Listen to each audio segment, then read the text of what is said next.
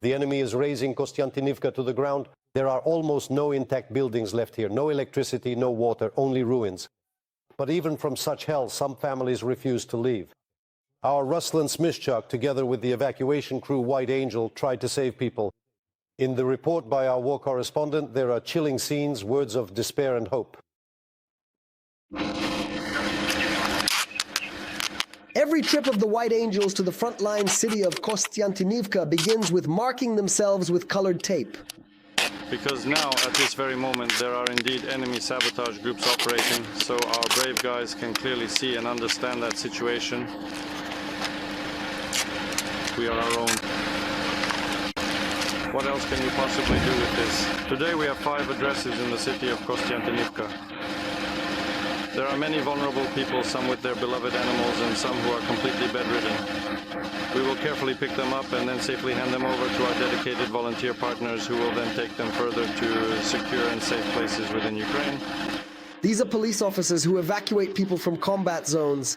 Kostyantynivka is just such a place right now. It's raining today, which is good weather for evacuation. That's why we have a bit fewer people in this weather. It's hard for them to move around. But overall, there have been behavioral cases where exploitation was used. Let's hope this weather works in our favor today. Drones are the biggest danger right now. Police officers always carry shotguns with them as a last line of defense against UAVs. And also a special detector. This is a jammer developed by our Ukrainians. A kind of Magyar, yes, a kind of Magyar. All our crews are equipped with such jammers, devices that intercept the operator's video signal. Next, the road leads to frontline Kostyantynivka. Burned houses, dozens of cars destroyed by drones. And even ground drones burned by aerial drones. This is what the city looks like now. What are the roads actually like there? Playing there. While Hennedy is driving, his partner Dimitro acts as the navigator and monitors the UAV detector. The evacuation begins.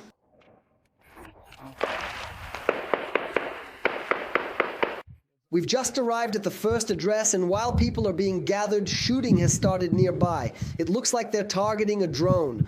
It was their daughter who signed this couple up for evacuation. She is currently abroad. The pensioners refuse to leave. I'll die, you see, I'll die right here. I'm 70 years old, who the hell needs me there? They try to persuade people to leave as explosions ring out.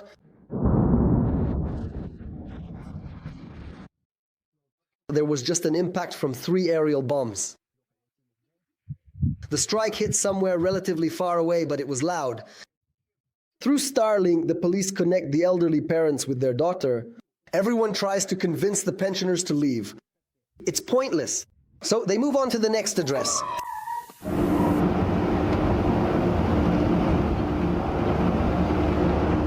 Here, relatives who are also abroad have signed up a father and his bedridden son for evacuation.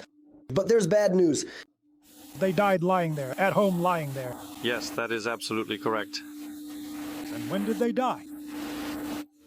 3 days ago. And what, you haven't buried them? Well, they came, and they said that Katya was buried, but I have absolutely nothing. The police officers take the body in an armored capsule to transfer it to the morgue and try to persuade the pensioner to leave. At the same time, they establish contact with his daughter in the Netherlands. They couldn't convince him. Well, why? There you'll be fed, you'll be warm. you will be... I don't need that. Your Daughter will pick you up later. I'm not going. I'm staying here. I've spent my whole life on this land. Well then, After you bury your son, why would you stay here? I'll bury myself. My whore Dasha can take you from there to her place. She'll take you to the Netherlands with her. I'm not saying What Netherlands do you think you'll make it to the Netherlands? I won't. So the armored capsule moves on to the next address. Everything around shakes from explosions, and several times drones are spotted in the sky. Oh yeah, right there. Here, people were waiting for evacuation. They also take with them 3 more dogs and about half a dozen cats. Sit down with the animals, sit down with the animals. Where are we going? Is there nowhere for you to sit? Oh, and we probably have about 12 bags. Let try fit. 3 dogs and 6 cats. There is... It's a place to put the cats. Yes, indeed. The dogs are of medium and small size. Of course, we will certainly get you there. So 2 exactly like this, then you see, you'll get us there, right? Well, We will certainly get you to that destination, we promise. Then, and one more address. Here they're filling the armored capsule to the maximum. Even this little furry one is being rescued. Oh my god, this is a parody of stepping. Yeah, we're taking it too. We spot another drone in the sky. A car with people, dogs, cats, and a rabbit speeds past burned-out cars, armored vehicles, and houses on the way out of Kostyantynivka. Soon in a safe place, all those rescued are transferred to another vehicle. Hennady says that people often refuse to evacuate. Unfortunately, they say later, but from my own experience, I can say that later we don't have the opportunity to come in, but they want to leave. does it hurt you personally? It does hurt when people arrive and they're not ready. They think it's like moving with all their belongings, everything they've accumulated over their whole life. But this is an evacuation with just your documents. Fortunately, people are taking their animals with them, and I am truly grateful that they don't leave them there alone. They take their animals with them, dogs, cats. That's very good. The crew is heading out on a new rescue mission. Reporting from the Eastern Front, Ruslan Smechuk, Vadim Revin, and Ihor Shepet. Details on Inter-TV channel. United News Marathon. Now to the events in eastern Ukraine. Over the past day, the Russians killed one resident of Donetsk region and wounded 6 others. This was reported by the regional police. The Russian army carried out more than 2,000 strikes on the front line and residential areas. The Russians targeted residential neighborhoods in Lyman, Kramatorsk, and Okoretine. 3 apartment buildings and 16 private houses, as well as an educational institution, were damaged. In Dobropilya, the occupiers dropped 4 guided aerial bombs. As a result, 1 person was killed and 2 were wounded. 2 more people were injured in Kostyantynivka. The Russian army attacked the city with a guided aerial bomb, tube artillery, and FPV drones. How can we protect critically important facilities? How can we quickly adapt to the enemy's new tactical strategy? And where can we get the means that are capable of effectively and actively repelling Shahid attacks? One of the developments is an anti-aircraft interceptor drone. Currently, such a drone is only available to regular units of the defense forces, but soon mobile fire groups of volunteer formations will have them as well. Our correspondent Stanislav Kukarchuk witnessed how interceptor drones work and how our air defenders repel night attacks. An exclusive report from Cherkasy is coming up next.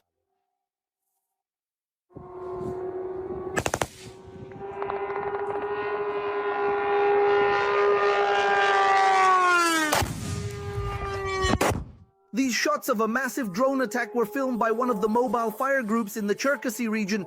Shahids were flying in waves toward the target, which was being protected by anti-aircraft gunners.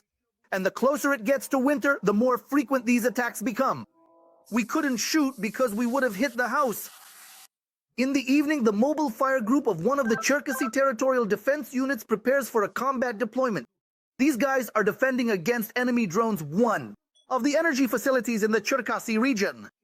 Over the past month, the Russians have intensified their attacks on them so they don't have to wait long for an alarm.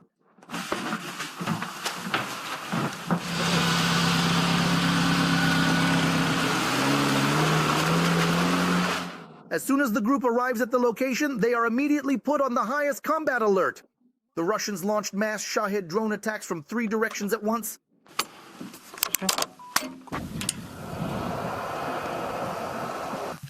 A huge number. Of all of them, indeed. More than A full 100, precisely, exactly. And most of them are heading straight for the facility being protected by the mobile fire group.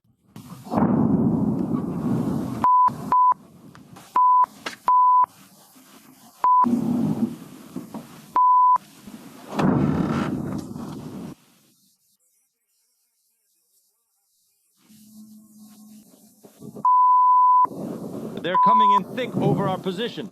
Call Portyanka. See if he's alive and well. Shine the spotlight.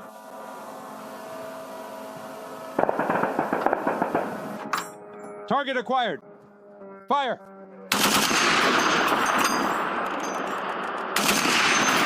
During this raid, the enemy once again changed tactics. The Shahids are approaching their targets at extremely low altitudes, making them invisible to radar. So the anti-aircraft gunners have to detect the drones only by sound and visually, and that's not so easy.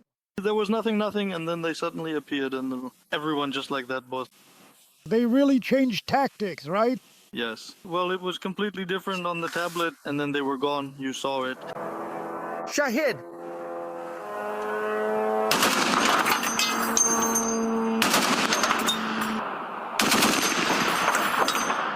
And this kind of hellish barrage of attacks happens almost every night. At low altitudes, small arms are effective against Shahids. But at an altitude of 2 to 3 kilometers, the enemy drone is already out of reach for machine guns. In such cases, aviation and anti-aircraft drones are effective. The latter are already in service with regular air defense units. Now it's the turn of the volunteer formations.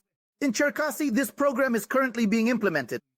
We actively involve skilled pilots operating advanced unmanned aerial vehicles to effectively intercept these unauthorized drones.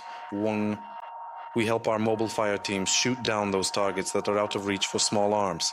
That's the only way. There's simply no other way. This is what the very same anti-aircraft drone looks like, the one that is planned to be supplied to the Cherkasy mobile fire teams.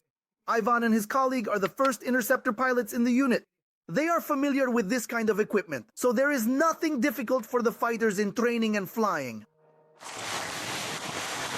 For individuals who have previously worked with conventional standard drones, there was absolutely nothing that was radically or significantly more challenging or difficult to manage. For now, everything will be fine.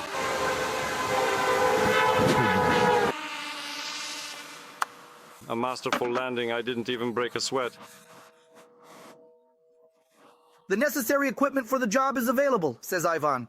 What's lacking are people who would like to defend the sky with the help of drones. There are also certain bureaucratic obstacles for the work of the DFTG crews themselves.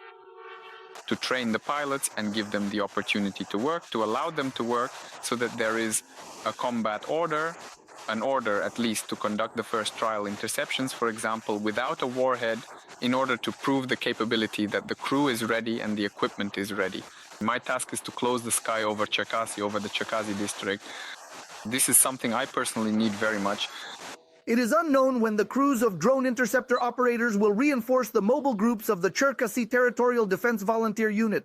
So for now, the volunteer formations can only rely on small arms.